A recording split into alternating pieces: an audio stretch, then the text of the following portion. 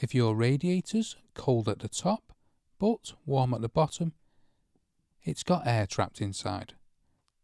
It takes 2 minutes to fix, costs nothing, and it'll make your heating work properly again. Here's how.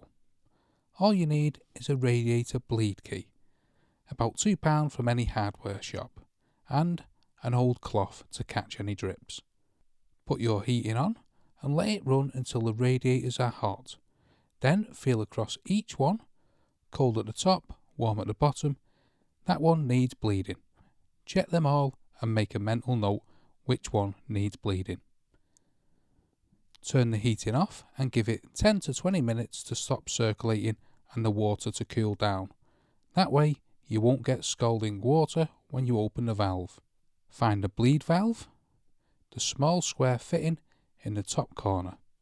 Cloth underneath, key in, turn anti-clockwise, a quarter turn. You'll hear a hiss. That's the air escaping. Keep it open till the hiss stops and water starts trickling out steadily. Then close it clockwise, firm but not over tight.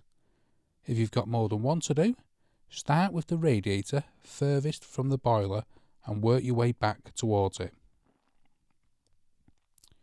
Once you're done, check your boiler pressure gauge.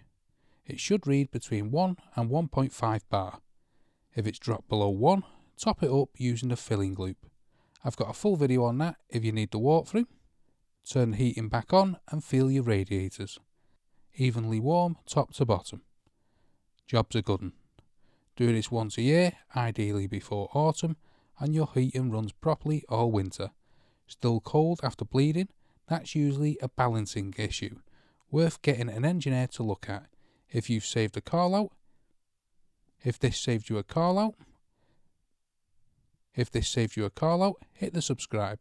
I post fixes like this every week.